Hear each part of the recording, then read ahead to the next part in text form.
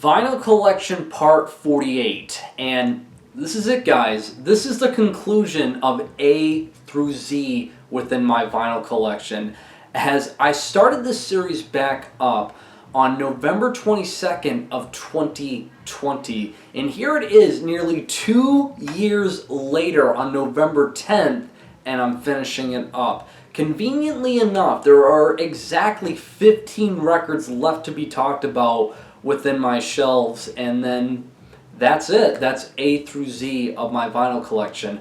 However, the vinyl collection parts are going to continuously keep going, as obviously over these past 2 years I've been collecting records still and adding to it. For example, I've yet to talk about this Balsagoth record right beside me. So while A through Z through each individual record is finally concluded with this part, the vinyl collection series will continue on just A through Z again, but of all the new editions.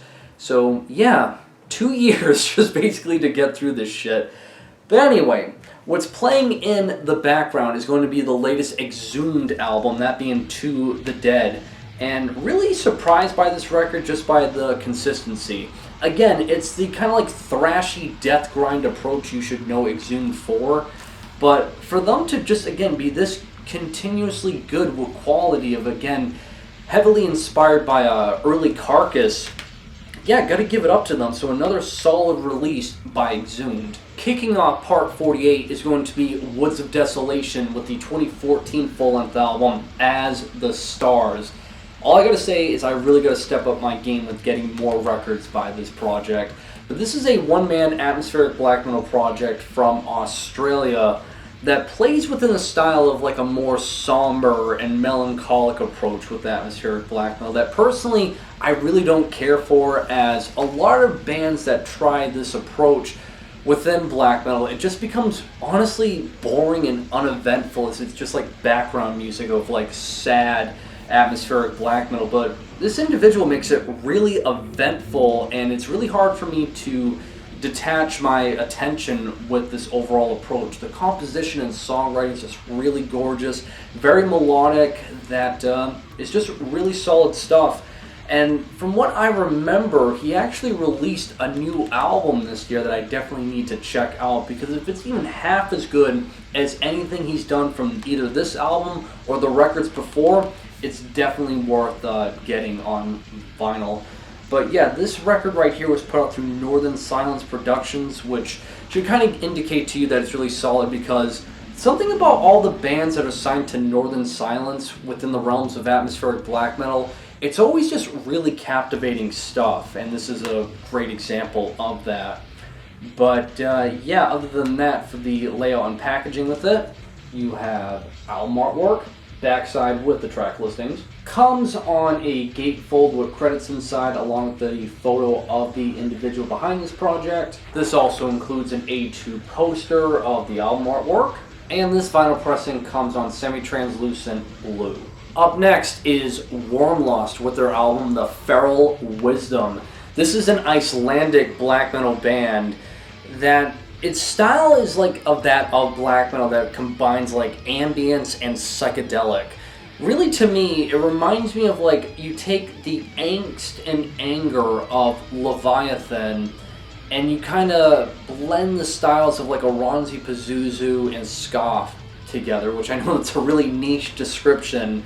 But yeah, if you want a very dense psychedelic approach within black metal, definitely check out Wormlust.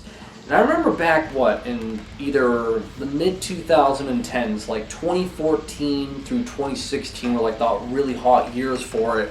Icelandic black metal was on such a boom of a kick, like so many people were hyping it up. And yeah, the quality that they released was always really good, I felt like, as again, it's very dense and claustrophobic sounding black metal. And Wormlust, I felt like, was kind of swept under the rug within the Icelandic black metal scene, mainly because this is like the only thing they really ever did, or I should say he ever did, because I think it's a one-man project. But I always felt like it was the most unique, just for that approach of like psychedelic and ambience kind of like laced throughout everything.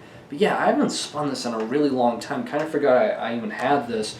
But this was put out through Damien Worship, which I haven't heard that label in the longest time. It's like, are they still even active? They haven't like really done anything in quite a handful of years. But yeah, if you can find a copy floating out there, definitely score it, because it's really unique stuff for Icelandic black metal. And hopefully Wormlust continues to make more music, because the only thing this has done that I'm aware of is that it's done a split, I believe, with Scoff, and that's it. So only time will tell. But other than that, for the layout and packaging with this record, you have album artwork, backside with the track listings, comes on a gatefold, and this vinyl pressing comes on black with like blue and white splatter in the middle. Then I have Wormrot with their 2016 full-length album, Voices. And yes, I'm very aware of their latest album that came out earlier this year, Hiss, which so many people have talked so highly of, and yes, it is a really good record. But for the time being, this is the only album I have of theirs on wax thus far. And yeah, Wormrot is a grindcore band based out of Singapore that's gotten a lot of recognition within the grindcore scene. And I feel like that has to do with the fact that they take the styles and influences of both the new and old within grindcore, its overall spectrum, and blend it all together with every album you check out of theirs. And yeah, it's really solid stuff. Whether you're a grindcore fan or not, they're worthy of checking out just because of how good the quality is, and just the sheer intensity and chaos of any song you hear by them is just always ongoing. So I believe the vocalist, his name is Arif. The dude packs so much energy and hits everything with the execution just so well. Now, I remember catching them live, I think it was 2018. Yeah, that was roughly around the time I got back from Iceland. Yeah, it was 2018 I caught these guys live in Providence, Rhode Island, and they killed it. And it was really cool to meet up, or talk, I should say, to the vocalist, as he actually watches my YouTube channel, which, shout out to you, dude. I can't believe you spend any amount of time watching this pathetic excuse of a YouTube channel, but really cool that he does. Really awesome guy. I'm really bummed to hear that he's actually stepping down as the vocalist for Wormrot for mental health reasons, which is respectful. But if they do find a replacement, hopefully the replacement is half as good as him.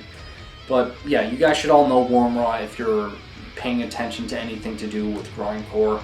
But this was put out through Earache Records. Pretty sure you can still score copies there along with their latest album. And yeah, other than that, for the layout and packaging with this, you have album artwork, backside with track listings, comes on a gatefold, along with a fold-out mini poster, again, of the album artwork, and the other side is band photo with lyrics, and just comes on standard black vinyl. Proceeding on to Wrecked Reference with their full-length album from 2012, Youth. This is an experimental doom metal band that blends styles of sludge, noise, and drone that is very unorthodox, obviously, with that description from your typical doom metal band. And I got this off of a whim at Armageddon years back, because it was only like, I think, $7, which really sold me on it.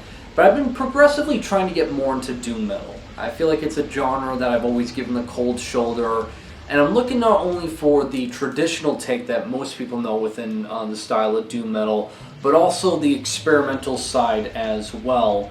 And from the few spins I've given this, it's interesting and different, obviously, but it doesn't really grab me all that much, because a lot of the experimentation kind of takes center stage here, and I don't know, I don't really have much to say about it. But if you are into, I almost want to say sun, but you just want more like sludge metal attached with it, Wrecked Reference might appeal to you. But again, don't take my word for it too much, because I haven't spun this in a while. Again, just bought it off of a whim for like $7. But this was put out through the Flenser, and if the Flenser is anything like as they usually are with their consistencies, you can probably score a copy of this record there. But as for the layout and packaging with this, you have album artwork, backside with the track listings. Single LP that come on mint green clear vinyl with some black in the middle. The next record is the only album that I have that starts with X, and that would be Xenomorph with their One Soul full-length album, Imperial Regimes. This right here is one of my all-time favorite death metal albums, and as awesome as it is to see a Xenomorph on the album artwork, the real selling point here obviously is the music, and the best way to describe it is think of Morbid Angel's Altars of Madness, but as evil as that album is, replace that approach with savagery and you get this. Songs in here like The Keep, Warmock, Subspecies, Valley of the Kings. It's just pure savagery within death metal, and it's just so goddamn killer. And it's a bummer that, again, this is the only full length they would ever release, because I'm pretty sure shortly after this album's release, it was either the vocalist or guitarist passed away, and they never reformed, but this one album they left for us is really killer. It was, again, put out through Blood Harvest was the distro and label that put this out, and I've been seeing a lot of copies been floating around on all different distros, and I'm surprised that this isn't like sold out. It's really easy to get. So again, for everyone who enjoys collecting records and also enjoys death metal, y'all are sleeping on this banger right here, and you need to grab it while you can. Just such killer death metal. But anyway, as for the layout and packaging with this, you have this gorgeous album artwork, again, of the Xenomorph. Backside with the band logo and track listings. Comes with an insert sheet, one side with lyrics, other side with credits and a band photo, and it's just on standard black vinyl. The next record is one of my all-time favorite albums within music itself, and that would be the debut release by Yndi Halda, Enjoy Eternal Bliss. Now, if memory serves me right, Yndi Halda translates in Old Norse as Enjoy Eternal Bliss. So technically this is kind of like a self-titled release album. But anyway, this, as I stated, one of my all-time favorite records in music because it's a blend of post-rock and classical music, and it is just as the title implies, blissful music that's really easy to enjoy. Songs on here like Dash and Blast, We Flood Empty Lakes, A Song for Starlit Beaches, and Illuminate My Heart, My Darling. There's only 4 songs that all are roughly around like 10 to like nearly 20 minutes long. It's just all so breathtaking. Every song feels like such a journey of just blissful serenity. Like, this album is just perfect in my personal view, and it's easily, in my view as well, the best post-rock album you can hear out there. And while it was awesome to catch them live back in 2018, I remember I caught them like somewhere random in Connecticut in like this really small venue that could barely hold like 50 people. They blew me away, even though they didn't play any material off of this release, which I was kind of bummed about because there's no singing within this album, where everything else they've done there is singing. So I guess they wanted to utilize all the new members with all their talents. It was still such a phenomenal set. But I know I'm repeating myself here. If you want the greatest example of post-rock and classical music, you've got to check this out, especially the song Illuminate My Heart, My Darling. The climax is just too good for words, and I'll just leave it at that. But this is available to get on Discogs. I think also as well the label, that being Burnt Toast Vinyl, has been doing reissues for it, so go there if you want to score a copy. But as for the layout and packaging with this is the 2012 repress. You have album artwork, backside with the track listings. Double LP that come on 2 different colors. Side A and B comes on like this brownish marble color, and side C and D come on this purple kind of like marble color. Then I have their long-awaited follow-up release, that being Under Summer. There's a 9 to like 10 year gap in between this album and the previous record, Enjoy Eternal Bliss. And from what I've seen on their discography, this is considered to be their debut full-length album. Although for me personally, I've always looked as this is the sophomore and Enjoy Eternal Bliss is the debut full-length album, because Enjoy Eternal Bliss runs for an hour long. But regardless, this is considered to be their long-awaited debut full-length album. And a lot has changed for the band. One being the noticeable fact that now there's vocals on this record compared to the debut full-length.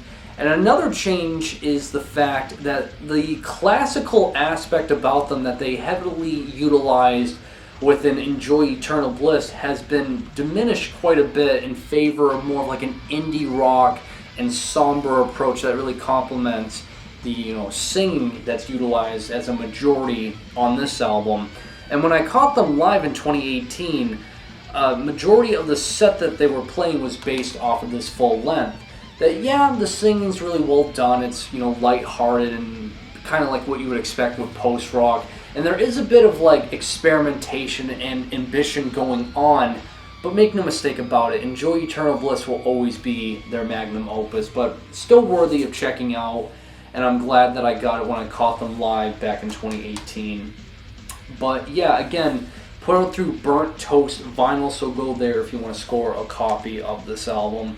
But as for the layout and packaging with it, you have album artwork, backside with the track listings. Comes on a gatefold, double LP that come on white marble color, or as it's called, Cookies and Cream. The last record I have by Yndi Halda is their latest release, again from 2018, that being an EP, A Sun-Colored Shaker.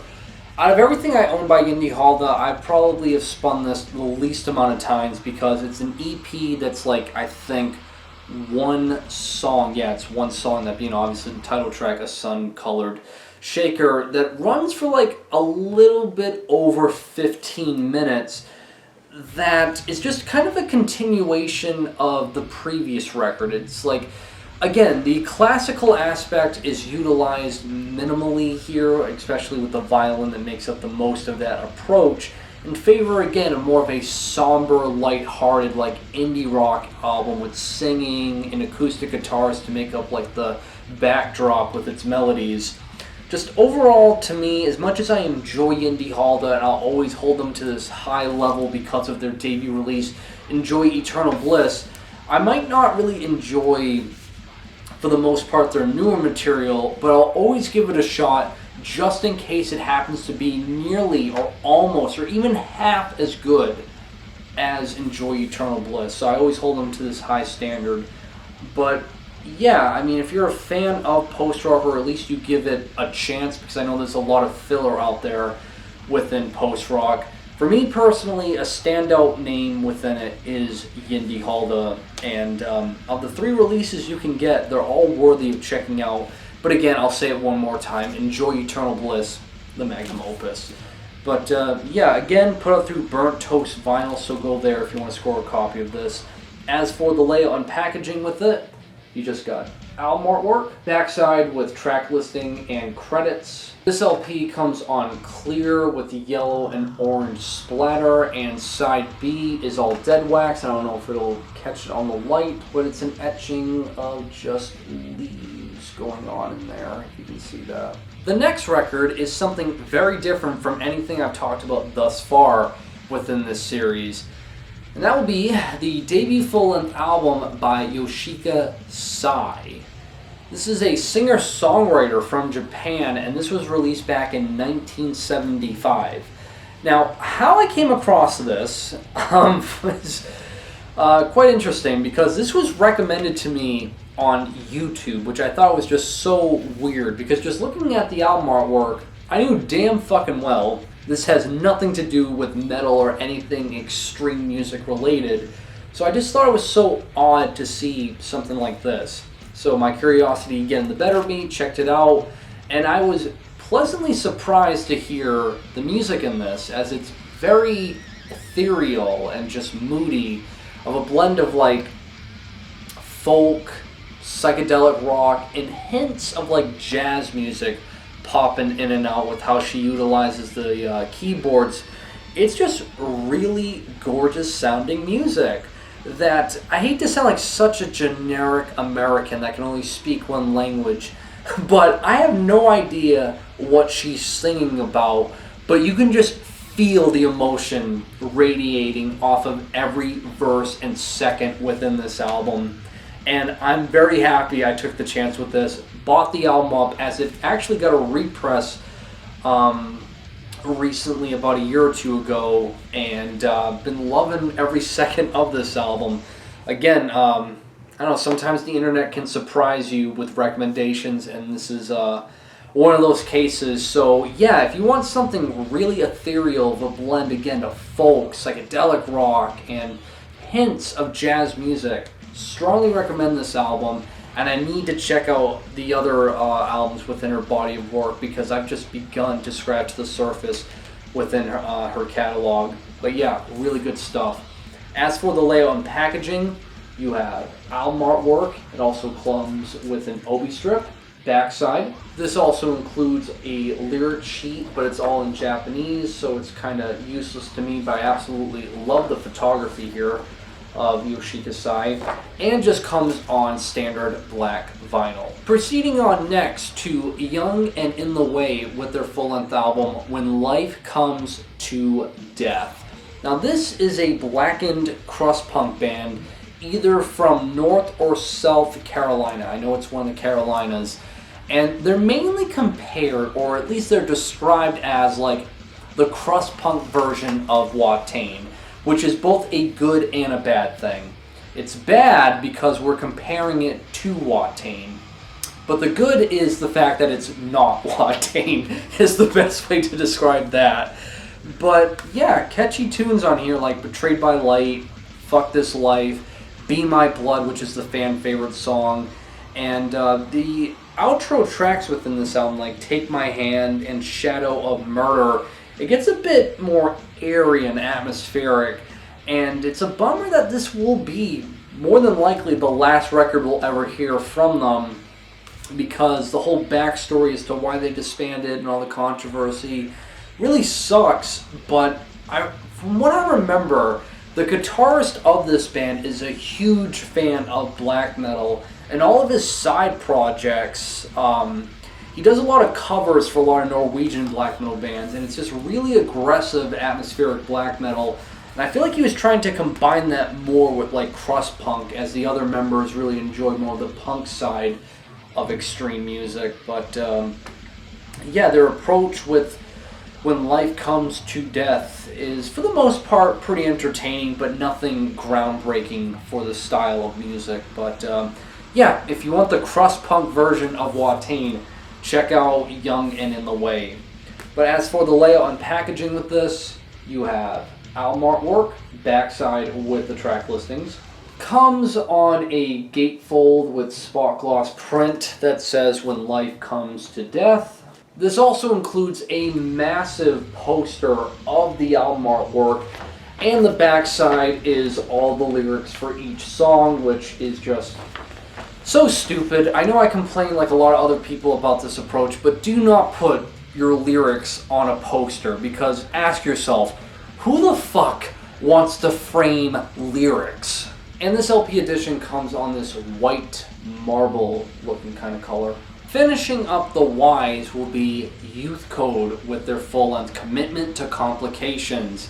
These guys are in an industrial kind of like rock punk band that take a lot of influence from Skinny Puppy, and most specifically influence from all the Wax Track record bands, and kind of gives it a more modernized approach. And I think that's kind of why they struck a chord with fans of industrial music that prefer like that era within industrial. And yeah, this is some really energetic and upbeat and fun music. Stuff on here like Commitment to Complications, the title track, The Dust of Fallen Rome, Doghead, Glass Spitter, which is my personal favorite song. Just really upbeat, ass-kicking industrial punk music that, yeah, definitely worthy of checking out how they kind of blend those two styles together. Really good stuff. Surprisingly, I scored a copy of this on Napalm Records, out of all places. But these records are actually pretty difficult to find now, so I'm surprised Diaz Records, the label they're signed to, hasn't done any represses recently because, yeah, they're always sold out, so they definitely need to step up on that. But I know Youth Code is active still. They've been doing a lot more like collaborations with other artists, but I would love to hear them do another full-length album. Again, if anything like Commitment to Complications, I'm definitely all ears for it. Simplistic, but again, very fun. But yeah, other than that, for the layout and packaging with this, you have album artwork, backside with the track listings along with some spot gloss print of the band logo. This also includes an insert sheet, both sides with lyrics, along with a printed inner sleeve, one side of a thank you list, other side of the band photo. And this vinyl press comes on a gray marble color, limited to 300 copies. Now begins the final letter of the alphabet, that being Z. First up within this letter is going to be Zeal and Ardor with their debut full-length album, Devil is Fine. This band blends black metal kinda with other genres being blues music and spiritual rock music. And it's quite the unorthodox approach and combination, to say the very least, but it's really interesting, and some of these songs on here are really good. As you have the title track, Devil is Fine, that really paints out the overall approach the best here, as it's really dark and grim, but again, blues music really takes center stage here.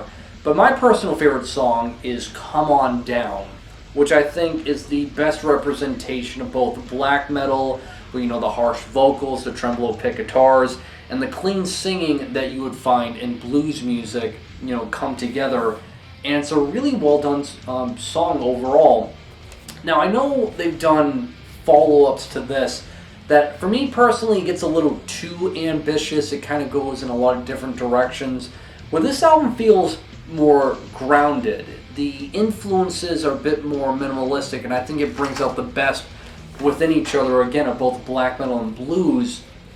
That really, to me, this is the only album of theirs that's really clicked with me.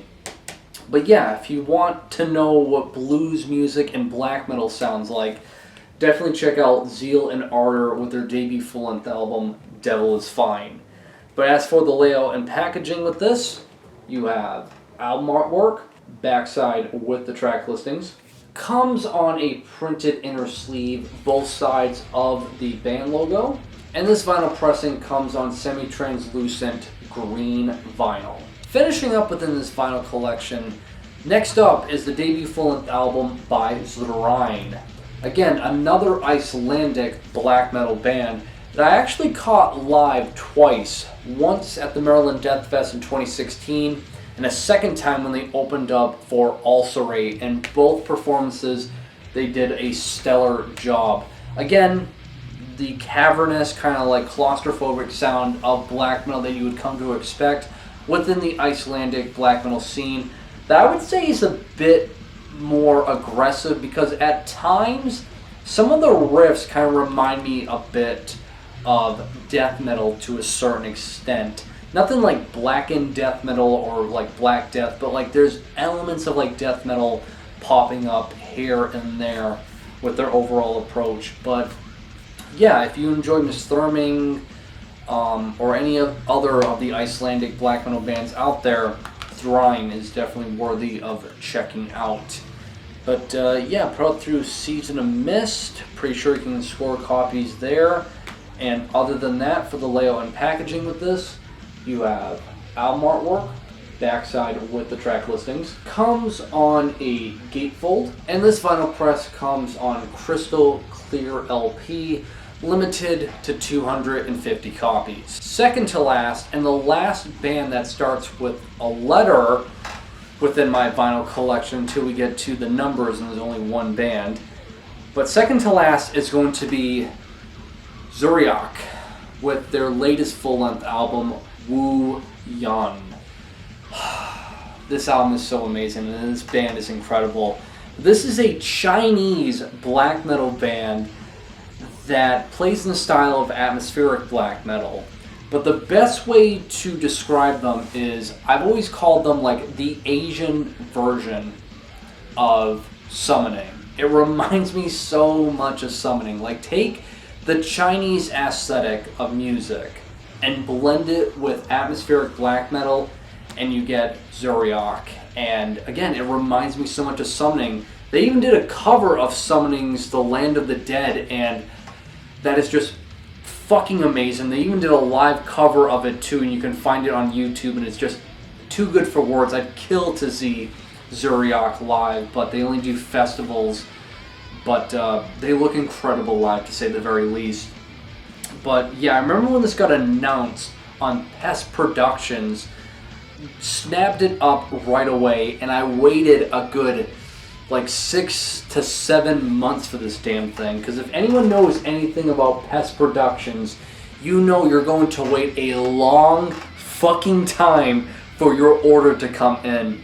Because I remember the last time I went on their web store, they might have updated it, but I remember back when I got this album, first thing you see is a big disclaimer on the web store stating that the owner of Pest Productions lives like, I don't know, 100 to like 200 miles away from like the nearest post office. So it's really difficult for him to get to one. So it's like on rare occasions he'll go. So it's like, again, you gotta wait a long fucking time. And it sucks. But I remember when this came in, it was so worth the wait, because this album from start to finish is just incredible and just blissful atmospheric black metal. The composition, the songwriting, the atmosphere is just all top notch. You can't go wrong with this band. And I would love to get their debut full-length album. That's really difficult to find on LP. But I'm just happy enough I have something of theirs on the vinyl format. And yeah, if you can ever score a copy of this, because I think they did represses for this album, find it and grab it while you can.